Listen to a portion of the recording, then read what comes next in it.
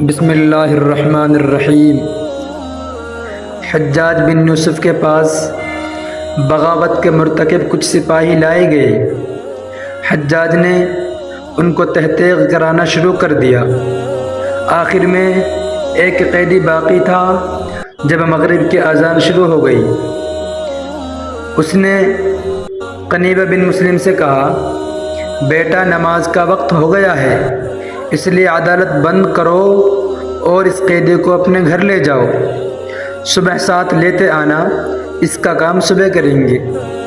یہ دونوں وہاں سے نکلے تو ملزم نے کہا، جناب میرے پاس کچھ لوگوں کی امانتیں پڑی ہیں اور کچھ حساب کتاب میں اپنے گھر والوں کو سمجھانا چاہتا ہوں تاکہ میرے بعد ان کی زندگی آسانی سے کٹ جائے۔ اس لیے میں خدا کو کفیل بنا کے گزارش کرتا ہوں کہ مجھے صبح تک گھر جانے کی مہلت دے دیں تاکہ حقداروں کے حقوق ان تک پہنچا دوں، اور بنام خدا میرا اعتبار کیجئے کہ صبح ہونے تک میں واپس پہنچ جاؤں گا۔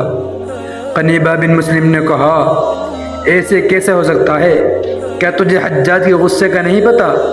اور کیا مجھے نہیں پتہ کہ موت سے بھاگا ہوا قیدی موت کی جانب کیوں کر واپس آئے گا؟ لیکن اس شخص نے منت زاری اتنی کی کہ مرتے وقت میں کسی کا حق اپنی گردن پر لے کے نہیں جانا چاہتا، اور نام خدا کے سوا میرے پاس کوئی ضمانت بھی نہیں ہے۔ قنیبہ بن مسلم نے اس کے جذبات سے متاثر ہو کے اسے چھوڑ تو دیا، لیکن تھوڑی دیر بعد اس پر ڈپریشن طاری ہو گئی کہ صبح یہ نہ آیا تو میں بھی گیا اور احمق قرار دے کر بے عزتی الگ ہوگی، لہٰذا یہ بھی مسلح بچا کے مناجات کرنے بیٹھ گئی کہ یا اللہ تمہارے نام سے مجرم کو بھیج بیٹا ہوں، اب میری گردن بچا لینا۔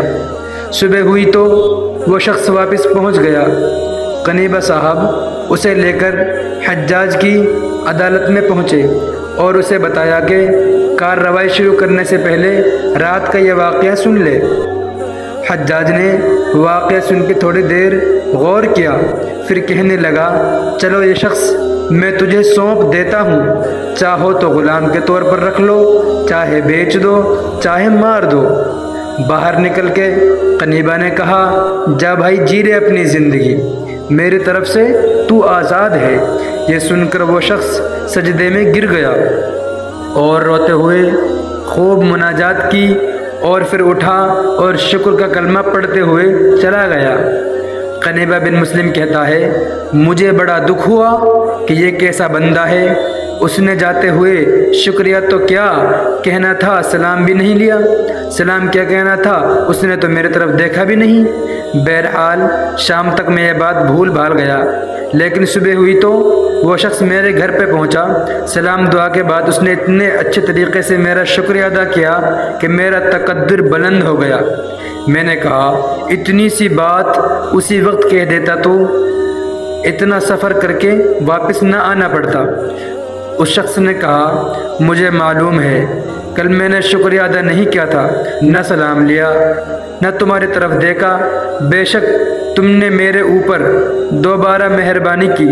لیکن اس شخص نے کہا، مجھے معلوم ہے کل میں نے شکریہ ادا نہیں کیا تھا، نہ سلام لیا، نہ تمہاری طرف دیکھا، بے شک تم نے میرے اوپر دوبارہ مہربانی کی، لیکن اس معاملے میں میرا اصل کار ساز صرف خدا ہی تھا، جس نے میری کفالت قبول کی، میری گردن چھڑائی اور مجھے آزادی بھی بخش دی۔ اس وقت خدا کے لیے میرا جو شکر کے جذبات تھے، میں اس میں کسی دوسرے کو شریک نہیں کرنا چاہتا تھا۔ اگر میں ایسا کرتا تو خدا کے حضور میرا شکر خالص نہ رہتا، اس میں ملاوٹ ہو جاتی جو مجھے گوارا نہیں تھی۔